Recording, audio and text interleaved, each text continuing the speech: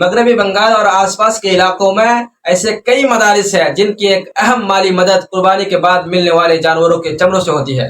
بقرعید کے موقع پر لوگ قربانی کے جانوروں کے کھالے مدارس کو دے دیتے ہیں، کہیں مفت میں، کہیں بہت کم قیمت میں۔ پھر مدارس انہی چمڑوں کو بیچ کر بچوں کے کھانے، تعلیم، کتاب اور دوسری ضروری اخراجات پورے کرتے تھے۔ آپ سوچ کر دیکھیے دوستو، ایسے مدارس جہاں غریب بچوں کو مفت تعلیم دی جاتی ہو، جہاں یتیم بچے رہتے ہو، جہاں قرآن اور دین کی تعلیم دی جاتی ہو، اگر وہاں مالی ذرائع اچانک کمزور پڑ جائے تو کیا صورتحال ہوگی؟ یہی وجہ ہے کہ علماء اور مدرسہ ذمہ داران اب اس بات کو لے کر فکر مند نظر آ رہے ہیں۔ اگر قربانی میں کمی آئی، اگر جانوروں کے کھال مدارس تک نہیں پہنچے تو اس کا سیدھا اثر مدارس کے نظام پر پڑ سکتا ہے۔ السلام علیکم دوستو، آپ دیکھ رہے ہیں فرمود نیوز ایکسپریس، اور آج ہم بات کر رہے ہیں مغربی بنگال میں قربانی کو لے کر بنائے گئے سخت قانون کی، جنہوں نے نہ صرف مسلمانوں کو، تاجروں کو اور جانوروں کے کاروبار سے جڑے لوگوں کو متاثر کیا ہے، بلکہ اب اس کا اثر مدارس تک پہنچنے کی بھی بات سامنے آ رہی ہے۔ جی ہاں دوستو، مغربی بنگال حکومت نے West Bengal Animal Slaughter Control Act 1950 کے تحت واضح ہدایت جاری کی ہے کہ گائے، بیل، سانڈ، بچڑا اور بھینس جیسے جانوروں کو بغیر سرکاری اجازت اور ذبح کے قابل ہونے والے سرکاری سرٹیفکیٹ کے ذبح نہیں کیا جا سکتا۔ حکومت کے مطابق صرف وہی جانوروں کو قربانی کے لیے منظور ہوں گے جن کی عمر 14 سال سے زیادہ ہو، یا جو بیمار ہو یا چوٹ کی وجہ سے مستقل طور پر کام کرنے اور نسل بڑھانے کے قابل نہ ہو۔ ساتھ ہی سرکار نے یہ بھی کہا کہ عوامی جگہوں، سڑکوں اور کھلے میدانوں میں قربانی یا ذبح کی اجازت نہیں دی جائے گی۔ لیکن دوستو، اس قانون کے بعد ایک بہت بڑا سوال کھڑا ہو گیا ہے، اور وہ سوال ہے مدارس کا۔ جی ہاں دوستو، رپورٹس کے مطابق مغربی بنگال اور آس پاس کے علاقوں میں ایسے کئی مدارس ہیں جن کی ایک اہم مالی مدد قربانی کے بعد ملنے والے جانوروں کے چمڑوں سے ہوتی ہے۔ بقرعید کے موقع پر لوگ قربانی کے جانوروں کے کھالے مدارس کو دے دیتے ہیں، کہیں مفت میں، کہیں بہت کم قیمت میں۔ پھر مدارس انہی چمڑوں کو بیچ کر بچوں کے کھانے، تعلیم، کتاب اور دوسری ضروری اخراجات پورے کرتے تھے۔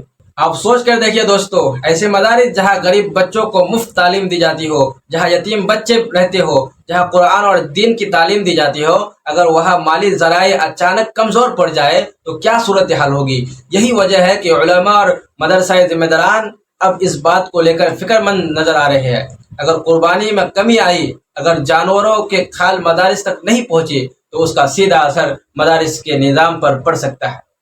دوستو، مدرسہ صرف ایک عمارت نہیں ہے، عمارت کا نام نہیں ہے۔ مدرسہ وہ جگہ ہے جہاں بچوں کو دین سکھایا جاتا ہے، اخلاق سکھایا جاتا ہے، قرآن پڑھایا جاتا ہے، اور یہ وہی ادارہ ہے جہاں آنے والے نسلوں تک دین اسلام کو پہنچانے کا کام کرتے ہیں۔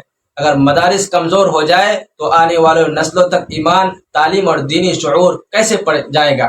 ایسے میں مسلمانوں کے لیے ضروری ہے کہ وہ جذبات کے بجائے سمجھداری کے ساتھ آگے بڑھے، قانون کا احترام کرے، امن و بھائی چارہ قائم رکھے، اور ساتھ ہی مدارس کی مدد کے لیے بھی آگے بڑھے۔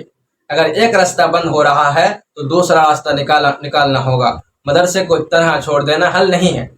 مسلمانوں کو چاہیے کہ زیادہ سے زیادہ چندہ، تعاون اور مدد کے ذریعے مدارس کا ہاتھ مضبوط کرے، تاکہ وہاں پڑھنے والے غریب اور یتیم بچوں کی تعلیم متاثر نہ ہو۔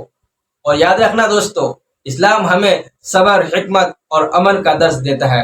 مسلمان وہ ہے جو اپنے اخلاق سے پہچانا جائے، اپنے کردار سے پہچانا جائے، اور قانون کا احترام کرتے ہوئے اپنی عبادت ادا کرے۔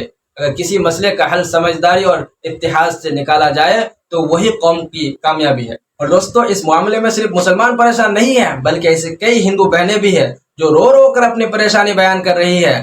کچھ عورتوں کا کہنا یہ ہے کہ ہم نے 5 لاکھ روپے کا لون لیا، قرض لیا، جانور خریدے اس امید کے کہ بقرعید پر کاروبار ہوگا، جانور فروخت ہوں گے اور وہ اپنا قرض ادا کر سکیں گے۔ اب وہ کہہ رہی ہے کہ اگر بقرعید میں قربان جانور ذبح نہیں ہوئی تو ہم اپنا قرض کیسے ادا کریں گے؟ ওদের কুরবানিটা ওদের করতে দাও, আমরা বাঁচি।